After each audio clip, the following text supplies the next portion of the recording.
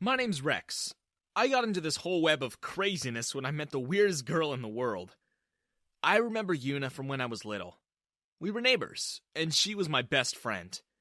I was 2 when we started playing together, and I was 13 when I lost her. We went to school together. We got as close as 2 friends could be. We would spend lots of time playing and talking about our day. And on sleepovers, we would play video games all through the night. All that time I spent with my best friend was counting down. Because it was any day Yuna was gonna get taken away.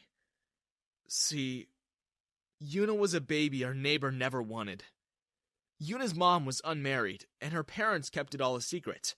Whenever people would ask who Yuna was, they would say she was their niece, and that she was only there because her parents were overseas. But I knew. I've heard the conversations they didn't want us to hear. And every day that I was with her, I dreaded that it would be the day she was taken away. I knew the family who was about to adopt her. The mom was my doctor. I begged her not to take her away. I asked her to please stay in our town, so Yuna would never have to go away. I got the call at school, and I ran. Even though school wasn't done for another 15 minutes, I ran all the way home, hoping I'd at least catch her before they drove off. When I got there, they told me she was gone. Already on the boat that was leaving that very instant. I stole some poor kid's bike and I pedaled as fast as my little feet could.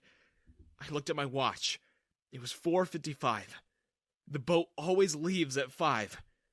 I knew I couldn't make it. But when I got there, the boatman had already pushed off the dock, and the boat was getting further and further away. I cried, "Yuna! Yuna! Yuna!"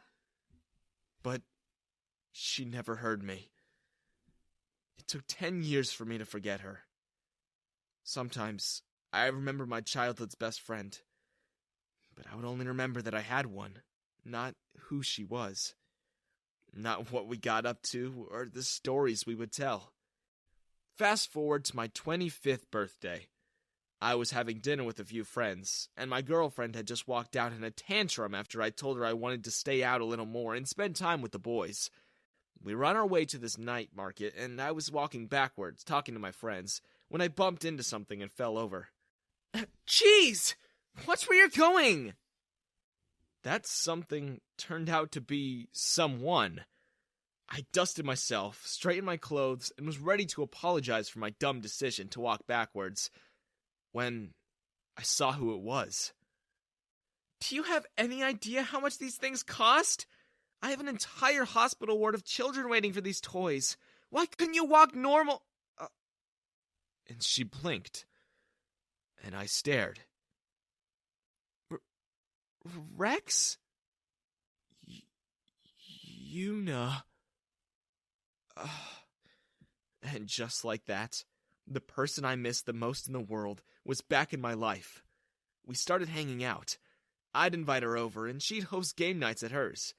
And the first time I brought my friends and girlfriend over, we were all taken by surprise. I knew she'd become a doctor, but I had no idea she was rolling in dough. Her apartment wasn't just any apartment. It was a penthouse, and she had the entire top floor of that building to herself. There was a balcony that wrapped around the entire apartment, and you could see the whole city and the mountains beyond. She had every gadget imaginable. The latest phones, a refrigerator that talks back, a TV that slides down from the ceiling. Her windows even know how much sunlight to let in. Dang! Just how much money do you make? If I'd known, I'd have become a doctor too. Oh, they pay me in peanuts, but I like it there. Would be a shame if you lost all this. My friends only like hanging out with you because of your money. Carla, what the heck? Bro, we're not your friends. We're friends of Rex's. And any friend of Rex is cool with us. You, however... Thing is, my girlfriend hated it when I hung out with Yuna. She got really jealous. She even threatened to break up with me if I hung out with Yuna on a weekend again, saying that my weekends are hers. Guess what I did? I hung out with Yuna every weekend after that. I loved finding my best friend again. We did everything together. But then, strange things started happening. I would keep seeing Yuna at random places. All the time, as if she was following me. I saw her at the gym I go to. Then, at the grocery store near my house. I even saw her hanging around the club that my friends usually go to. I wanted to ask her about it, but I didn't want to seem rude. It was a small town, after all. But then, things took an even stranger turn when I saw her at my job. Yuna? What are you doing here? Oh, hi. Rex, didn't know you worked here. Oh, cut it out. We both know you know I work here. Okay. Fine, I do. So, what are you doing here? I seem to have bought your workplace. What? I'm sorry. I got carried away. I just really want to spend time with you.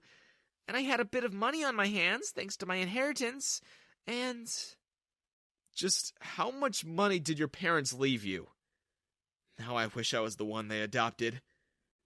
Oh, enough. What about your patients? Don't you have lives to save?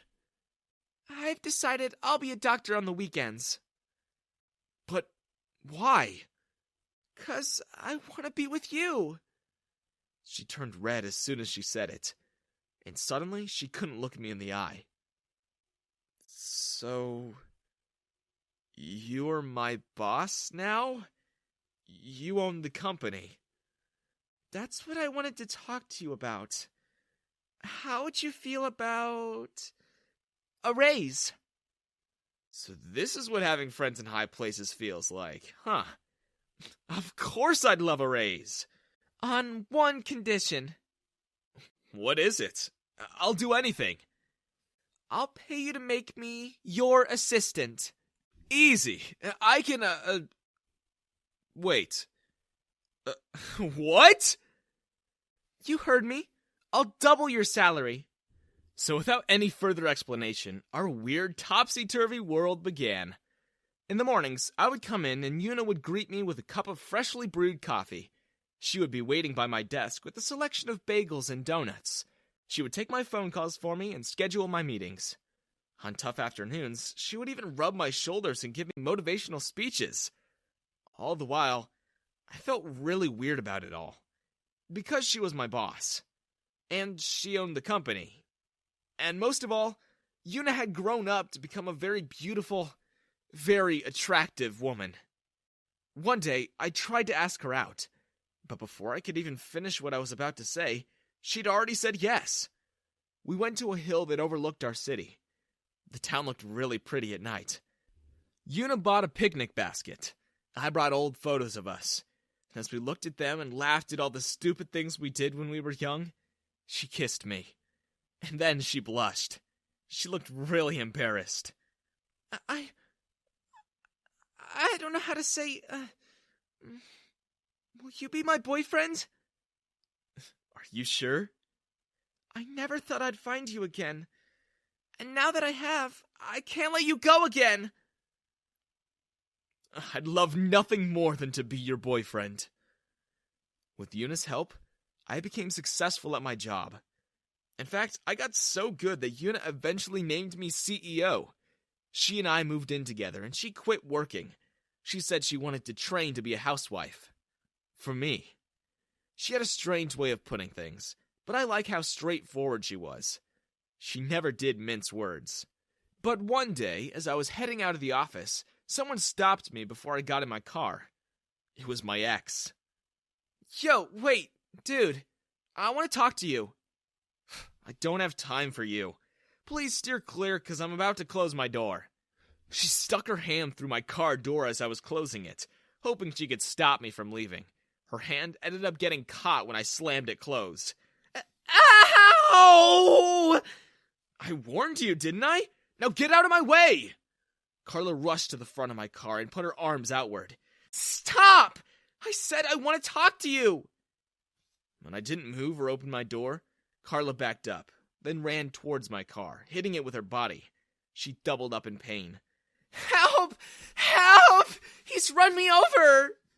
2 cops happened to be at the corner, having their afternoon donuts. They came over to investigate.